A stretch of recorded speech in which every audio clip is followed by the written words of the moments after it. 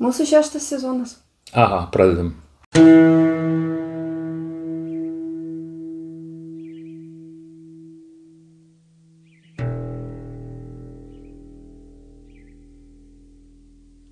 Mes kaip visada buvom dingi vasarai.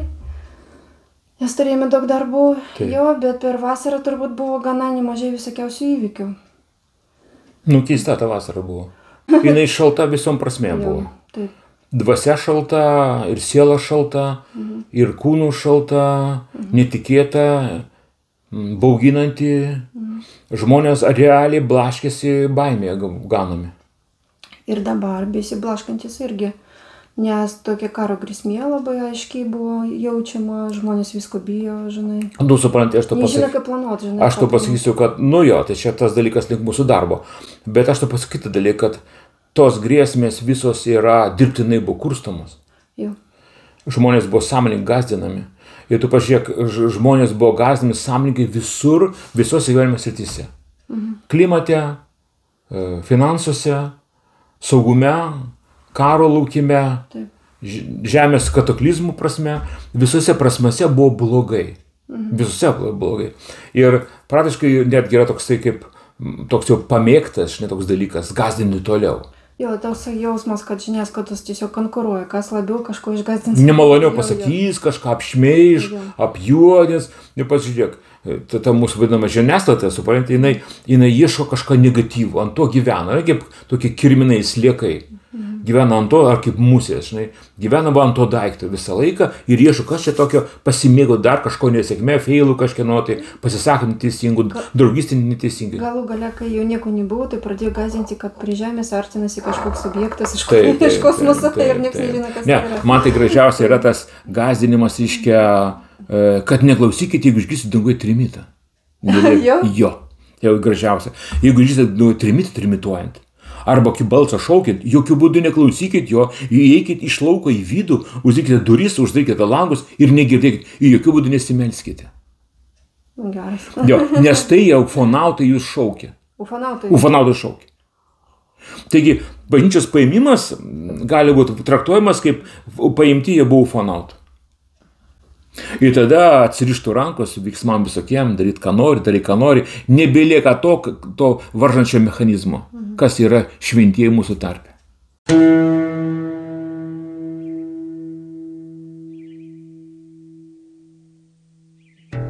Pasakyk, o tai iš vis, nu tu vis tiek visą laiką taip monitorinai, jeigu galima sakyti, tos bažnyčios kažkokios naujausios vėjus, vat kaip tau atrodo per šitą vasarą? Ar kažką pasikeitė? Ne. Aš manau, kad liko tik išvedžiojimai visokie. Toks neva tai krikščioniškas džiazas. Stulpai visi yra užgesinti šviesos, iš tikrųjų. Kovidas juos užgesino ir jie neprisikėlė tie stulpai įvairių formų. Aiškiai buvo persikėjami, mirė garsusis Makartūras. Iškia tas vienintelis bene šviesos stulpas, baptistų pastorius, kuris kalbėjo tiesiai, šviesiai, konfrontavo su tamsa, su tamsos leidėja, su pasauliu. Ir praktiškai ta konfrontacija su kovidu dėl jo bendruomenės namų uždarimo, tai buvo tas, kas pribaigė senąjį pastorių. Iš tikrųjų pribaigė jį, atėmė likučius jo sveikatos ir jis akise užgeso iš tikrųjų. Labai įdomus ir atsisveikinimas jų. Jie užgeso abudu, jis ir jo padėjėjos ir artimiausias draugas. Vienas iš pastorių įkūrėjų, įkvėpėjų jo viens iš kito mokėsi ir palaikė viens kitą malonės bažnyčioje. Ir jis atėjo pas jį atsisveikinti. Makartūras jau sunkiai serga, jis vos paeina, žinai, net pažįstamas, jo draugas guli mirties patale ir abudu kikena. Jie juokauja, ten ištisai juokauja, bet jau vienas jau miršta iš tikrųjų, o kitas jau prie mirties lenkščio, bet dar vaikšto. Tai vat, įdomus jo įsiskirimas, įsveikinimas buvo labai toks stulbinantis, labai toks kažkoks tai, labai krikščioniškas, žinai, iš tikrųjų, labai gražus. O kaip tu manai, pavasarį, toks lyg tai buvo toks vilties žybsnis, kad išrinko naują popiežių ir kažkaip jis ten buvo taip neblogai pasisakęs apie visą pasaulį, ten situaciją. jis užgasintas tavo manimu, viskas įsisėdi tyliai ramiai, ar visgi kažką ten? Nu, va, žinai, apie tai kalbant, aš neseniai, va, vakar, ne, girdėjau to vieno iš tokių, reiškia, galvų Lietuvų bažnyčios, katalikų bažnyčios Kevalo, Kęstučio Kevalo interviu, diskusiją Lietuvos televizijoje su tokiu garsiu, reiškia, dabar kylančia žvaigždė, tokį žurnalistų, ar kaip vadinti, reiškia, laidų vedėjų, Kontrimas, man atrodo, jo pavardė Kontrimas. Ar iš giminėje to Kontrimo akvarelisto garsaus, mano mokytojo, tai aš nežinau, bet tai buvo fantastiška interviu, tu supranti. Aš matau vieną iš tokių galvų katalikų bažnyčios šiandien, patokį, kuris ir nesutėtas, pedofilija, ten pinigais, ten slėpimų vertybių ir panašiai. Pagal profesiją, man atrodo, yra mokslininkas. Tai pagal pirmąją savo profesiją. Man atrodo, aš gal jis nelabai įsigilinęs jo biografiją, bet reiškia, labai toks iškalbus žmogus, reiškia, įsilavinęs, šiuolaikinis labai žmogus, šiuolaikiškai mąstantis, bet konfidencialiai labai užangažuotas žmogus. Ir jis ateina į interviu, lyg tai gal reabilituotis po tų visų baisių įvykių, reiškia, su tuo kitų, ten arkivyskupu to vadinamu, ten kaip ten ta istorija buvo su pedofilija, su berniukais ten ir panašiai. Ir su tom, reiškia, slėpinėm katedros Rusijose. Ir jis ateina lyg reabilituotis, reiškia, išeiti į viešumą. Ir jis eina klausimus po klausimo apie katalikų bažnyčią. Ir vienas iš atsakymų buvo labai man toksai įtikinamas, Kevalo.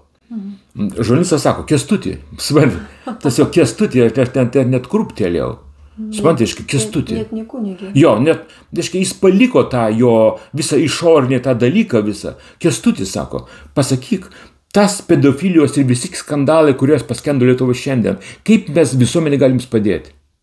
Supranti, juk jie visuomet galvoja, kad čia viską sako, jie užsako muziką. Meniu Lietuvoje, supranti, jis stumdo šaškės ir staiga jiems sako, kaip galim tai visuomenį padėti? O kaip padėti?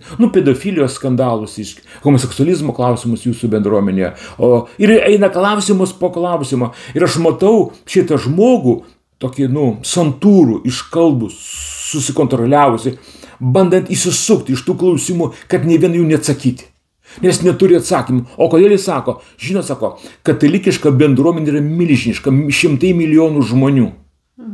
Ir šitą masę didžiulę vienu metu suvaldyti nėra įmanoma. Tu pasakai vienam žodį, kol nueini iki galo, parapijų tų visų, jų, ta žodis jau nežinia kaip skamba. Todėl suvaldyti tą sistemą neįmanoma. Bet kas krito man į akis tai, kad jis kalba kaip įsilavinęs tūlas asmuo.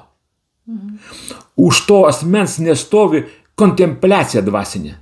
Tai nėra galia dvasios. Tai tiesiog žodžiai, diplomato žodžiai band įsisukti nuo atsakymo. Ir tai tragedija. Reiškia, nieks nepasikeis. O tu pasakei dėl šito žmogaus, jis pradėjo labai ryškiai, akivaizdžiai, bet dabar jo nebeliko. Jis išstumtas iš erdvės, jo nebeliko, išėjo tokie, reiškia, kaip gandai apie jo įmanomą restruktūrizaciją katalikų bažnyčios. Ten visi punktai pakelti, fantastiškai pakelti punktai, esi girdėjęs juos? Stulbinantis ten. Bet čia atrodo visgi fake. Jo, suformuluota iš tikrųjų jam buvo gali pagalba eina kažkas, sako, pilietinė visuomenė, tarkim, jo, ar dirbtinis intelektas, jo, suformulavo jam punktus, kuris turi spręsti katalikų bažnyčia, jeigu nori toliau egzistuoti. Bet aišku, jam nieks neleis, aš manau. Tai yra sistema, tai milžiniška sekta, kuri tokia valdoma labai autoritariai ir čia permainų jokių nebus ir ten jokių, niekam jie nėra įdomus. Tu supranti, mes įeinam į laiko fazę, kada nėra laiko jau niekam.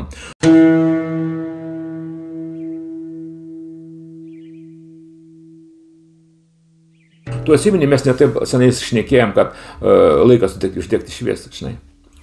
Žibintus, jo. Tai praėjo 2 metai po to, kai mes tai pasakėme. Panašiai. O dabar jau laikas šviesti.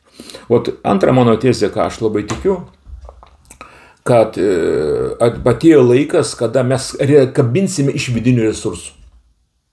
O žiūrėk, kaip tik tą temą labai įdomu.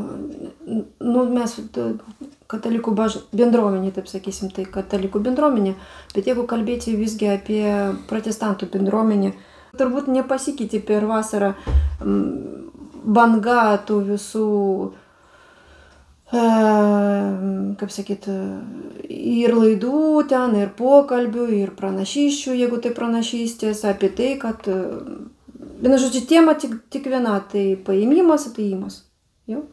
Ta prasme, viskas sukosi apie tai. Aš nežinau, neklausiau, kai kalbu, man nemalonu tai klausyti. Bet ta prasme, vis tiek, įsivyraujantis dvi yra temos, tai Jėzus atėjimas ir bažnyčios paėmimas. Tai apie ką sukasi visos kažkokios vilties protestantų bažnyčios berods. Jo, aš tu ne tik protestantus, stačiatikiai irgi daug apie tai kalba, jie analizuoja, bet man tai stačiatikiai Rusijos, tai yra KGB, stačiatikių vadinama, žinai, ir nieko, ir stačiatikių KGB limitus ir ribą savo kalbėjimo. Ta prasme, jie ginasi iš to, kiek gali, kad Magogas tai nėra Rusija, nors jie žino labai, kad tai yra Rusija. Ką tenka, kad Gogas yra Rusija ir Tarybų sąjunga, mes žinojom 1986 metais, jau tai žinojom. Ir Rusijos sekmininkai, patriarchai, pranašai tai kalbėjo atvirai. Ir 88 metais panašiai jie pradėjo didį išėjimą iš Rusijos. Išėjo bendruomenėm, nes jie gavo žodį iš Dievo, išeik iš Babelės mano tauta. Ir jie visi pasitraukė iš Rusijos teritorijos. Ar jie įėjo išganimo teritoriją, aš abejoju, nes jie pakliuvo kitą kultūrą kaip Amerika vakarai ir ten jūs ištiko tai, ko jie nemanė, kad jūs ištiko, bet jos ištiko, tai yra, su man jie buvo nepasiruošę. Bet kad Gogas iš Magogo, tai reiškia, tai yra faktas. Ir jie dabar, kas liko, tie pseudo, reiškia, dabar, tai reiškia, kaip stačiatikiai, tai pseudo KGB protestantai, jie bando sukinėtis, kad ne, Magogas, Gogas, čia ne Rusija, ne, čia kažkur šiaurė, gal tai Turkija, gal Sirija, jo, bet tai ne, bet tai tu žinai labai aiškiai, Jeruzalė ir šiaurė yra Rusijos, galų gale šiaurės šalis yra ta Rusija, iš kur pajudėjęs armija. Ir reiškia, va tai protestantizmas pseudo KGB-šnis arba FSB-šnis protestantizmas, jis dabar aptarnauja naują viršininką, naują poną ir tragedija yra tame, kad jie yra buvusių tikėjimo herojų, sekmininkų vaikai ir anūkai. Tai tie herojai, kurie praėjo lagerius KGB, tremtį, žudynės, baptistų pastorius dar 60 metų vidury šaudė be teismo, sumuždavo iki mirties ir numesdavo. Baptistų pastorius. O dabar jų vaikai jau aptarnauja tą naują FSB generatūrą. Ir tai tragedija tikėjimo.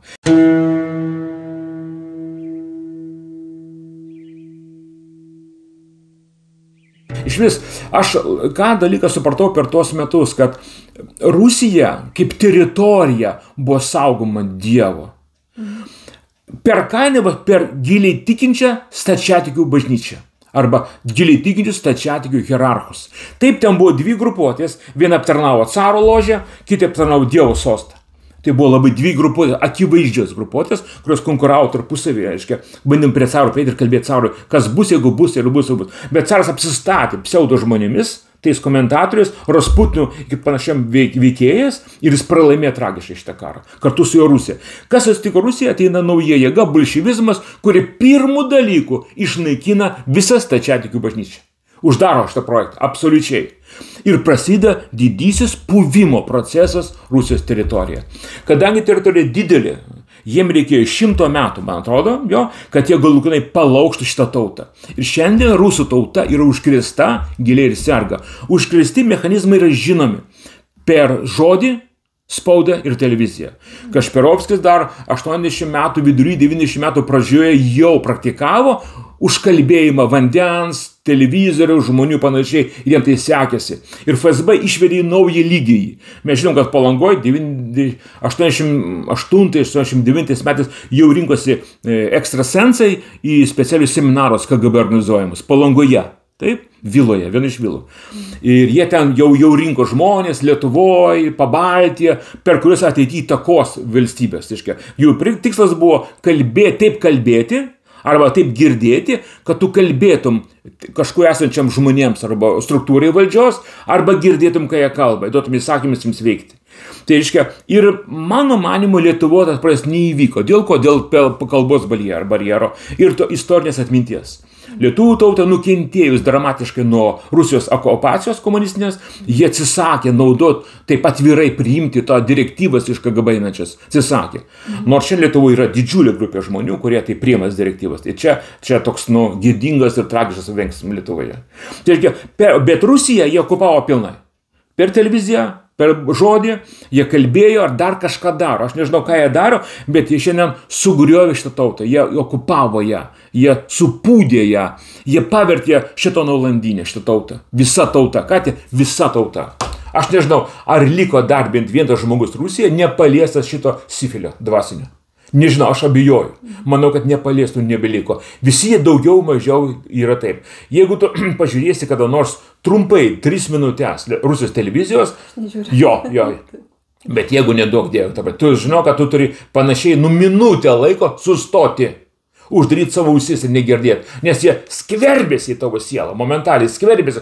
Kokiu būdu, aš manau, kad tai yra ištreniruoti žmonės. Aš manau, kad toks žmogus kaip Solovjovas, tas jų propagandistas, reiškia, ruporas, vadinkime tai, ruporas. Jis nėra, jis yra ruporas, jis įgarsintojas yra. Jis naudoja Kašpirovskio technologijas. Jo tie rūbai tokie, žinai, tokio šamaniškai, žinai, jo ta dikcija tokia, įtaga, riksmas, panašiai. Tai yra tam, kad uždegti žmoguje tas aistras, o per tai atnešti sėklą į tą aistrą. Ir žmonės yra sergantis, giliai sergantis, nepagydomai nuo sergantis. Aš girdėjau diskusiją tarp filosofų rusų, ar kaip per kiek gali tauta pagyti. Jie skaitė, per 10-20 metų, kaip panašiai gyjo vokiečių tauta, galvoja. Po fašizmo, taip iki 60 metų buvo serganti tauta, po to pradės veikti.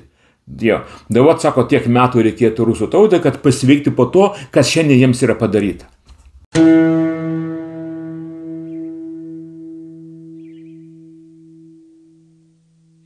Pasakyk, tu paminėjai visgi kaip galutinį tikslą jo, tai mes žinom, kad Gogo iš Magogų visgi tikslas bus Jeruzalė. Taip. O ta banga, neregėta banga, kuri pasimatė būtent per šitą vasarą antisemitizmo pasaulyje, kaip tu įvertini? Ką tu matai iš jos? Aš galvoju, kad čia dabar turbūt kita kalba jau. Aš manau, kad pagonių tautos dabar liko apsispręsti. Galutinai apsispręsti. Matai, žydų tauta yra lakmusas. Mano požiūris į žydų tautą apsprendžia mano dvasinę padėtį naujoj Dievo visuomenė kūrimui pasaulyje. Nes tai Dievo tauta ir Dievo reikalai. Tai ir kaip pavyzdys Dievo. Jis taip vadina pats. Mano pozicija, mano požiūris, mano antipatija arba simpatija kalba apie mano dvasinę priklausomybę. Pirmas dalykas. Pagal tai bus teisiamos tautos. Ir tautom trūksta dar balo, iki to, kad būtų nuteistos. Ir tai, kad mes matom tą globalų Palestinos valstybės nori pripažinti Palestinos valstybę, tai mes kalame tėvynės į karstus, žinai. Tai yra absurdas, žinai, tai neteisybė. Jie turi istorinę atmintį, turi istorikus, analitikus, mokslininkus, galų galia žvalgybinę, turi žinias informaciją, kad tai ne valstybė ir ne tauta, žinai. Kad tai banditiška valstybė, kurios nenori patys arabų tautos.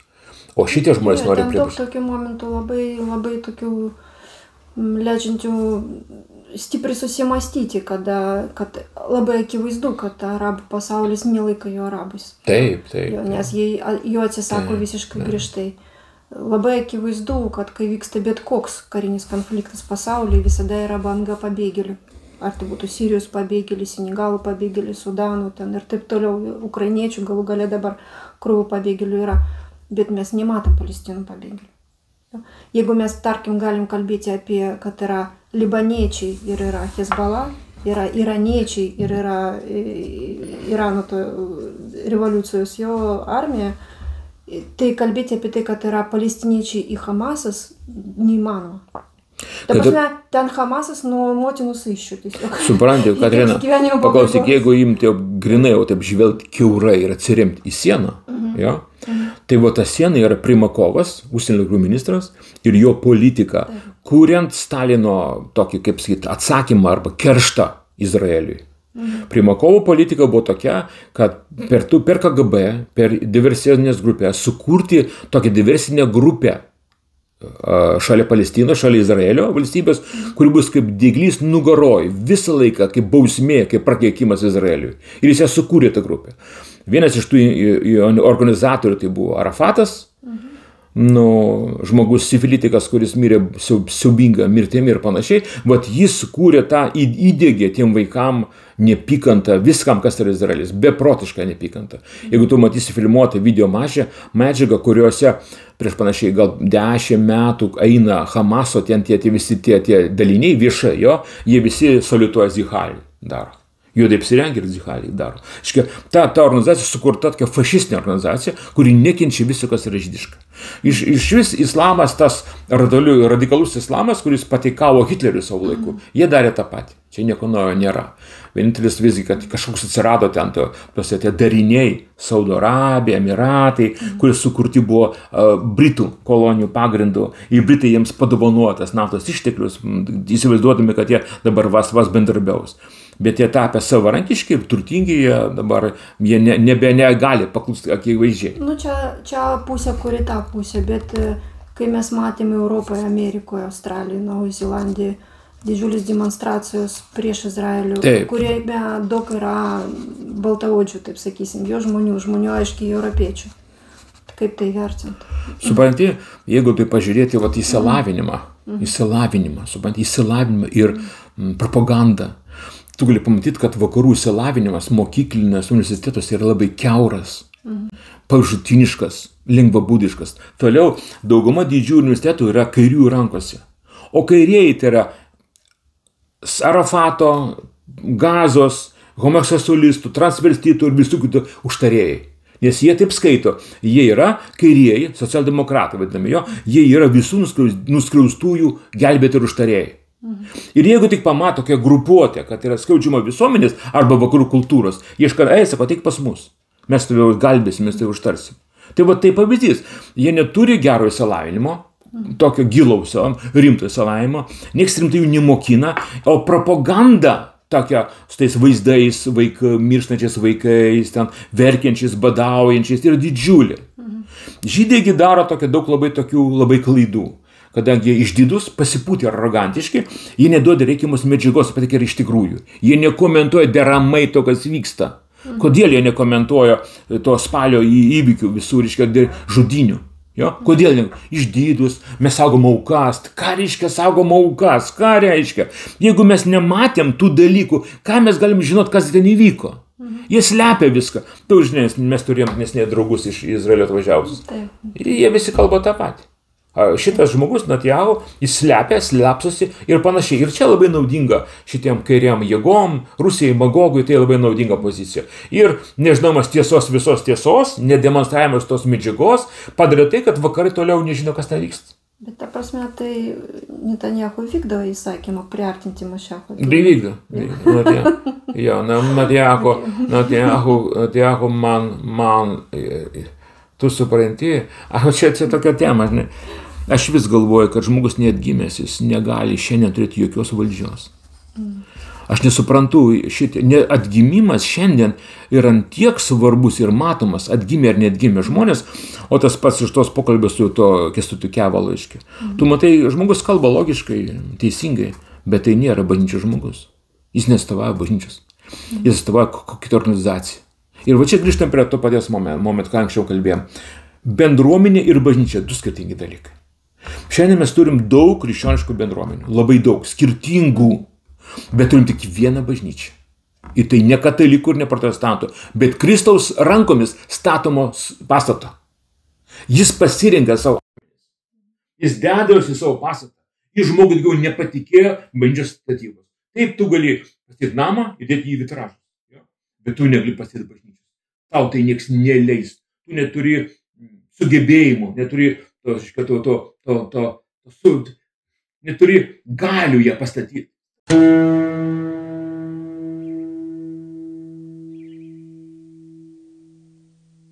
Šiandien aiškiai matėsi iš to, kad žmogus gali atstovauti profesiją, klubą kažkokį, bendruomenę, ten kokią, nežinau, kalbėtų šeštadieniais bendruomenė.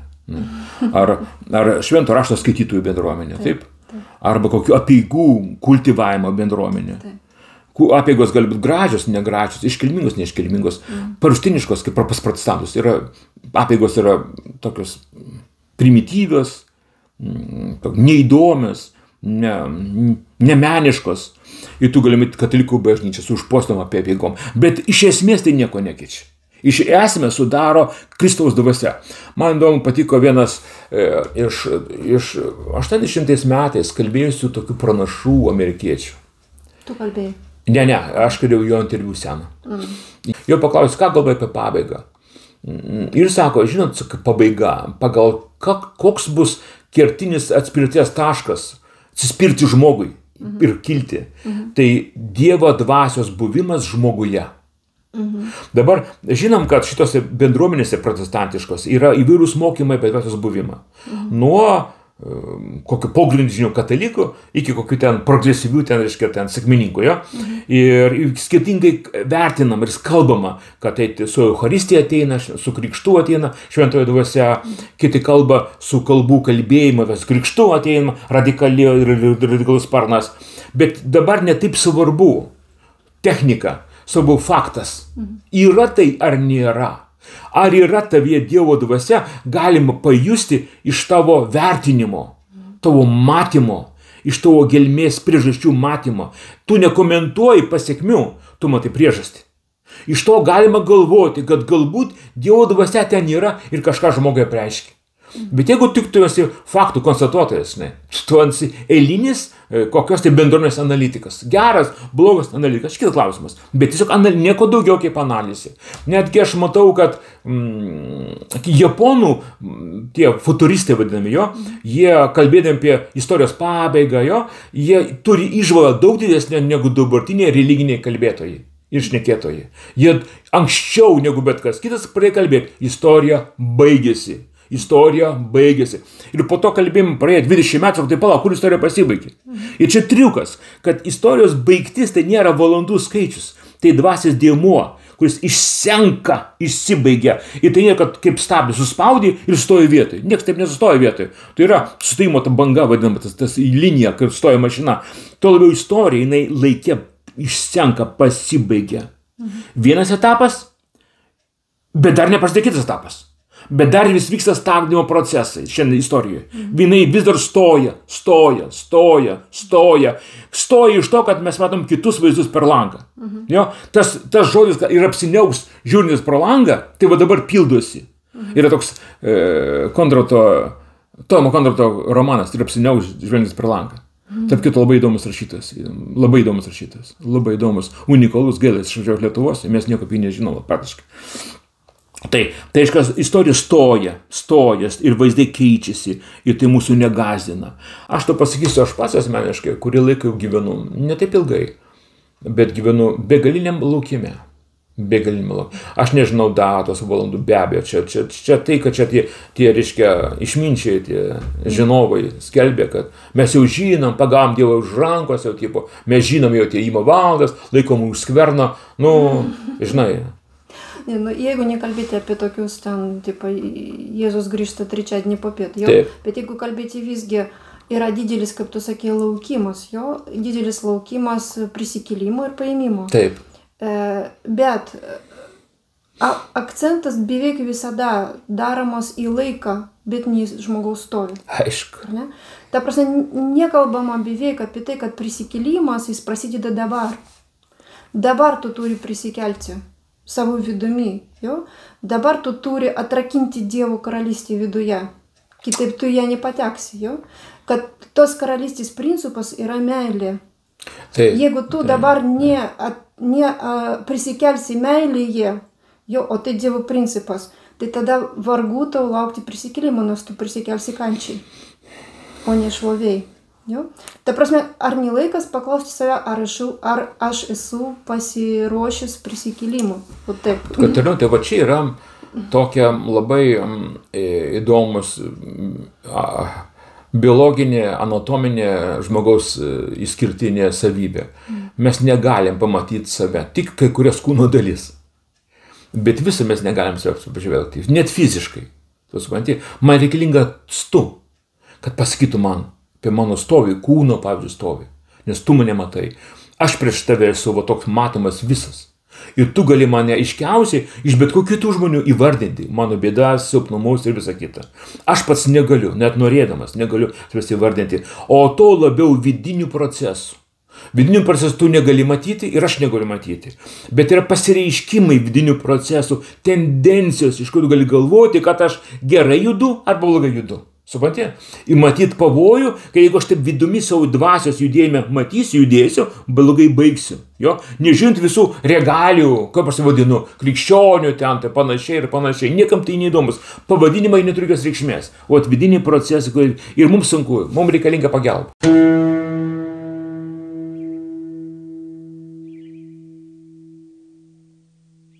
Žmogaus meilė ir Dievo meilė labai skirtinga. Supranti, man atrodo, žmogus, kada myli, jis stengiasi kontroliuoti tą, kurį jis myli. Tai tiesiog ta mūsų sugedusi prigimtis, jo taip daro. Dievo meilė, tai meilė, kuri daro tave laisvą. Dievas leidžia tau laisvai pasirinkti ir pasikeisti. Laisvai pasirinkti jį. Kaip jisai pats laisvai pasirinka nueiti į kryžių ir numirti. Supranti, niek jo neverčia. Jis galėjo pabėgti ten bet kada. Jis galėjo tai nedaryti. Jis galėjo iš vis sunaikinti tos, kurie norėjo jį nužudyti. Bet jis iš meilės laisvai tai padarė. Jo? Žmogui galbūt visada atrodo, kad Dievas jį kažkaip turi keisti. Jo? Ten iš meilės, ten auklėti, ten dar kažką. O jis tiesiog duoda laisvę tau pačiam save keisti. Dažnai žmonėm galvoja, kad savaime tai vyksta, procesas savaime. Tu valgai ir tu gyveni ir tu keitiesi savaime. Tai vidiniai procesai, kurie tavyje anatominiai procesai, jo biologiniai procesai. Bet taip nėra su dvasiniais procesais. Net kalbėdami apie Dievo meilę, mes bala žinom, apie ką mes šnekam. Suprantiškai, galtiniam procesui, supras Dievo meilę žmogui neįmanoma. Tu gali kokiu tai, matyti tokių ženklų, kurie, kaip tu sakai, kryžius, jo, kad mes laikome meilę, Dievo meilės išraišką. Bet kaip, iki galo, kasgi ten vyko su juo, tas jo kentėjimas, atpirkimas, tie procesai visi, jis valdė situaciją, kabėdamas, jeigu taip sakyt, 100 skausmo riboje. Jis nedėjavo, nereikė, jis valdė procesą. Tai nesuvokimi dalykai yra. Nesuvokimi. Bet dabar apie žmogų kalbant, va dabar tu pasakė, aš pasakysiu vieną raštą vietą, apie ką tu kalbi, apie ką aš sakiau apie žmogų reikalinga šiandien kaip niekuomet. Žiūrėk. Tai yra 1 Jono laiškas, 1 skyrius. Ten nuo pirmos reikia skaityti iš tikrųjų. Jei sakytume, jog neturime nuodėmės, klaidintumėm patys save. Ir mumse nebūtų tiesos. Iškamtai, jei sakytume, neturime nuodėmės. Jeigu tik tai pasako žmogus, su manim tai gerai, aš pasiruošęs. Ateik viešpatie, taip, čia mane paims vienu iš pirmųjų. Taip, jų laukiam, sutašėm, laukiam jau. Bet mes dažniausiai tai ir girdim. Ką? Jo, bet žiūrėk, ką kalba raštas. Jeigu sakytum, neturime nuodėmės, klaidom patys save. Tu supranti, einam tą ribą, kai užkrėsta viskas. Informaciniai laukai visi, bendravimas visas. Dabar žiūrėk toliau, ką sako. Jeigu išpažįstame savo nuodėmę, jis išteimas ir teisingas, kad atleistų mums nuodėmės ir apleitų mus nuo visų nedorybių. Kitam metu sako, jei vaikščiame šviesoje, bendraujame vieni su kitais. Va čia noriu pabrėžti šitą vietą, labiau negu tą. Jei vaikštame šviesoje, kaip ir jis yra šviesoje, ir čia kažkodėl fantastika prasideda. Palapa, kur, jei vaikštam šviesoje, kaip jis yra šviesoje, viešpatie, apie ką tu čia šneki? Mes nevaikštam toj šviesoje, kurios yra. Ta šviesa tokia, kad mes apaktume ją matyti. Yra kažkoks teisingumo momentas, kuris mes įmanoma, kurį mes net tie žmogeliai galim išgyventi tą šviesą. Toliau sako, jis yra šviesoje, mes bendravome vieni su kitais. Ir tada jo sūnaus kraujas apvalo mus nuo visų nuodėmių. Ir va tai aš ką kalbu, mes bendravome vieni su kitais. Šiandien mums reikalingas kitas. Mums nereikalingas šoks asmo ten su regalijom kažkam. Neturi reikšmės jokios regalijos. Mes bendravome su kuo kitais šviesoje esančiais. Tavo šviesa turi atpažinti kitame žmoguje esančią šviesą. Ir tai tau ženklas, kad mes galime bendrauti. Tu atveri man savo širdį, aš tau savo širdį atveriu. Ir tuo metu, kas vyksta, Jėzus kraujas nuplano mus, kaip sako, mus nuo visų nuodėmių. nuo visų nuodėmių. Taigi šiandien mums artumas dvasios reikalingas, bet ne koks globalus, ne kolchoziškas, suprati, ne toks, pagal ką čia mes, pagal kiek rankas keliam ar žegnojamės, ne. Pagal vidinę šviesą. Dabar problema, jinai nėra matoma. Suprati, čia ką tai reiškia, mums reikia labai artimi santykiai. Pažinimas kito žmogaus, kam tu gali atsiverti ir išpažinti savo nuodėmes, ar vienaip kitaip išsikalbėti, kas tave slegia. Arba aš, kuris tai matau, aš klausyk, pabandyk tą vietą patvarkyti. Žinai, kaip, ateina kažkoks, turi pakyti lėktuvas, žinai, jo, ir tau sakai, patikrink tą, ten medžiagų tiekimą, taip, į elektros įtampą, reiškia, kaip pas tai užtenka to kūro, reiškia, ar pakilsi panašiai, jo, tai patikrink tą, tu man kalbi, žinai, aš, o tu sakai, va šitą dalyką, jo, ir tai mes nepriimame kaip įžeidimą, žinai, ar įskaudinimą, mes priimam tai kaip susirūpinimą, jo, o tada galbūt prašom, bet čia nekalba apie prašymą, kad o tada jo sūnaus kraujas apvalo mus nuo visų nuodėmių. Net reikia melstis. Mes tik šnekame. Ir jo kraujas apvalo. Reiškia, nėra kito būdo pasiruošti, kaip būtų apvalyti jo krauju. Toliau mechanika paprasta. Nėra kito būdo apvalyti, kaip bendrauti vienus su kitais, kurie vaikšto šviesoje. Ne kurie sekmadienį ateina, o valandai, o po to išeina atgal į tamsą. Bet kurie vaikšto šviesoje, kaip ir jis yra šviesoje. Iškia, mano troškimas turi būti tokio dydžio šviesos, tokio dydžio, kad jis perauga mano natūralius sugebėjimus. Aš tokį turiu turėti ilgesį Dievo šviesos ir jautrumo savo, kad stebėti save, ar nėra manyje kažko, kas mane stabdo. Nes supras, tas paėmimas tai nėra toks nuotykis, supranti, vienas. Oi, pakilsi į dangų. Manau, jis daugmaž taip įsivaizduojamas, nes būtent tai teigiama, kad tu tipo nepergyvenk, Kristumi tiki. Jo, ir bus daugmaž nenuodėmiauji. Taip. O kas ten žino daugmaž? Tu, ta prasme, išpažinai, tu išgelbėtas, reiškia, tu paimsi ir visą kitą. Bet man atrodo, čia labai dažnai kažkaip nesusieina su tais rašto vietomis, kur aiškiai kalba, kad šventieji eis per kentėjimus, nes dėl jų bus sutrumpintas tas laikas. Taip. Jie eis su visais. Ir jeigu taip gerai paanalizuoti raštą, mes galim pasakyti, kad per tos sunkius laikus, arba jau net gal galim pasakyti per mūsų sunkius laikus, eis 3 kategorijų žmonių. Tai šventieji, jie bus persekiojami dėl savo tikėjimo, ir dėl jų bus sutrumpintas tas laikas. Tai bus žmonės, kuriem tai bus bauda ir tai bus laikas, kada jie dar gali atgailauti. Dievas baus jų tų laikų. Jo? Jie nebus persekiojami dėl savo tikėjimo, bet jiems tai bus dar paskutinis galimybė atgailauti. Jo? Ir tai bus žmonės, kurie bus tiesiog naikinami. Tai laikas, kada bus dalis žmonės tiesiog sunaikinta, nes daugiau jai nėra vilties. Tai vat pirmas klausimas, kurį tu turi savo atsakyti, kurioj tų kategorijai? Tikiuosi, kad nesunaikinimo, bet tų kategorijai, dėl kurių laikas sutrumpintas, ar kategorijai, kuri dar yra šansas atgailauti.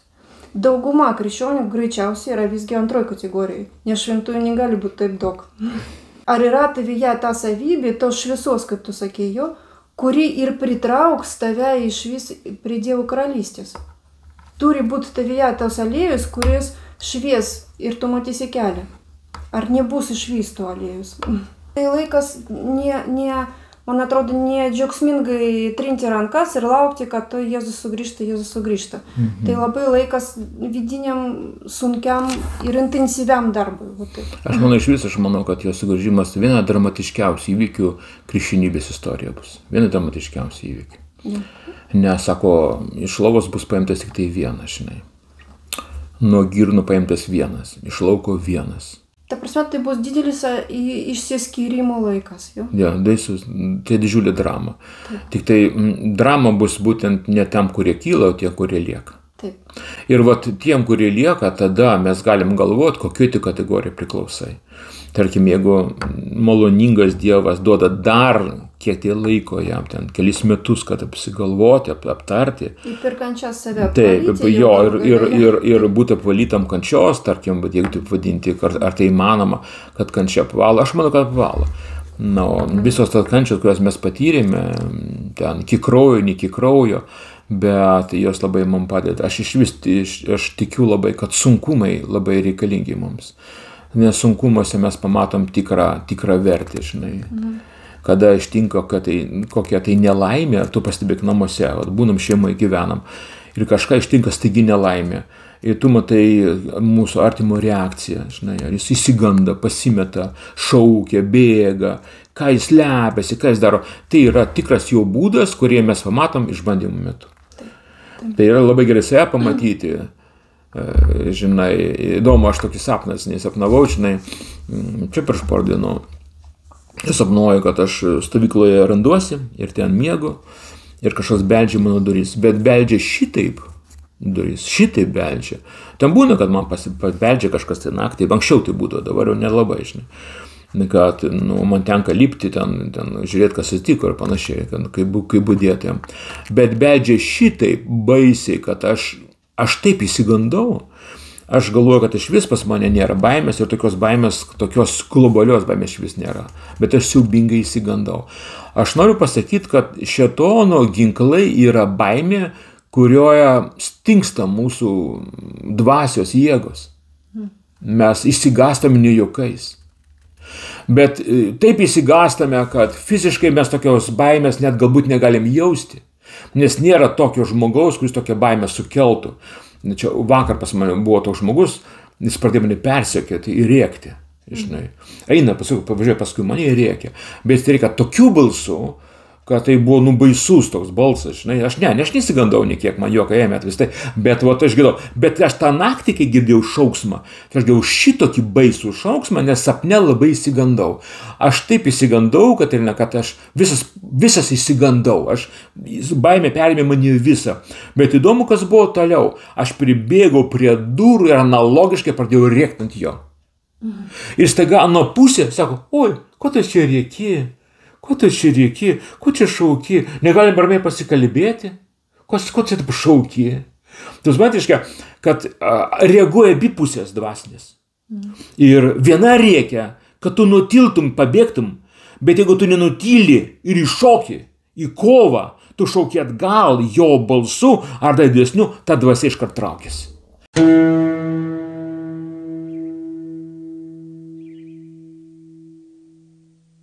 Skatinčiau žmonės neįsigasti, žiūrėkit atsargiai visus, kurie jūs gazdina. Orų, ten politika, rusais, reiškia.